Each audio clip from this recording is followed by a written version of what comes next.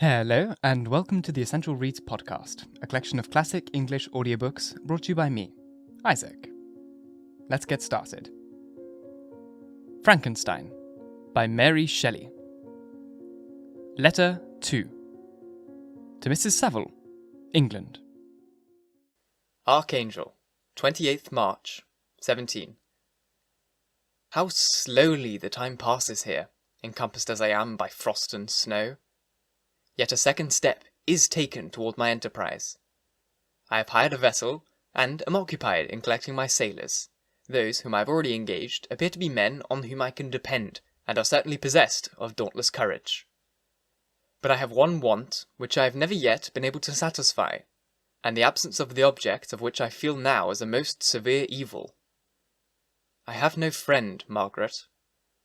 When I am glowing with enthusiasm of success, there will be none to participate in my joy. If I am assailed by disappointment, no one will endeavour to sustain me in dejection. I shall commit my thoughts to paper, it is true, but that is a poor medium for the communication of feeling. I desire the company of a man who could sympathise with me, whose eyes would reply to mine. You may deem me romantic, my dear sister, but I bitterly feel the want of a friend. I have no one near me, gentle, yet courageous, possessed of a cultivated, as well as of a capacious mind, whose tastes are like my own, to approve or amend my plans. How would such a friend repair the faults of your poor brother? I am too ardent in execution, and too impatient of difficulties.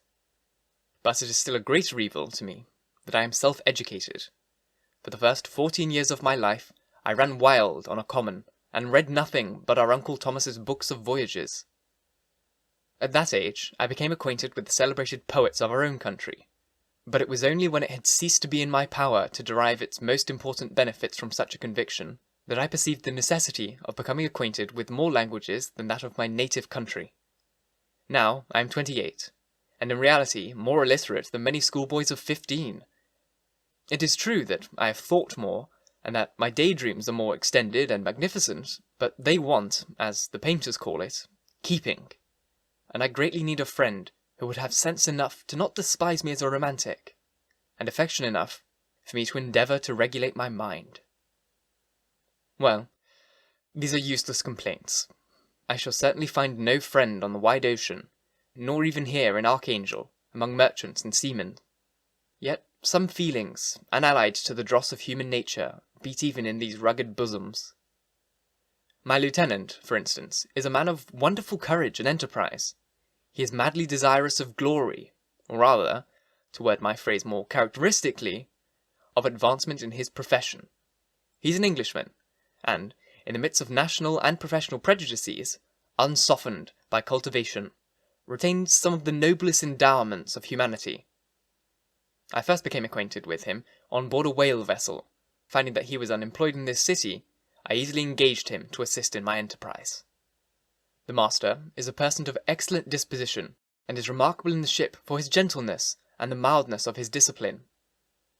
This circumstance, added to his well-known integrity and the dauntless courage, made me very desirous to engage him.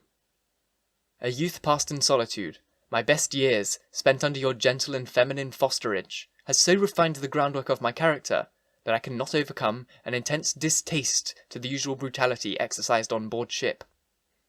I have never believed it to be necessary, and when I heard of a mariner equally noted for his kindness of heart and the respect and obedience paid to him by his crew, I felt myself particularly fortunate in being able to secure his services. I heard of him first, in a rather romantic manner, from a lady who owes him the happiness of her life. This, briefly, is his story. Some years ago, he loved a young Russian lady of moderate fortune, and, having amassed a considerable sum in prize money, the father of the girl consented to the match.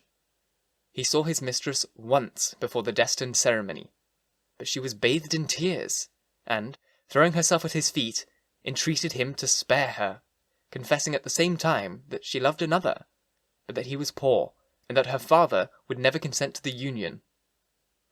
My generous friend reassured the suppliant, and, on being informed of the name of her lover, instantly abandoned his pursuit.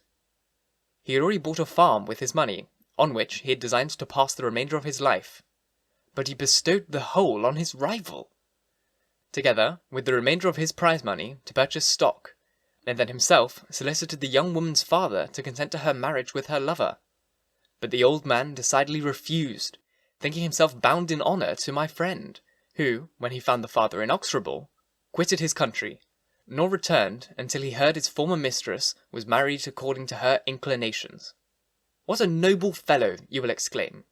He is so, but then he is wholly uneducated.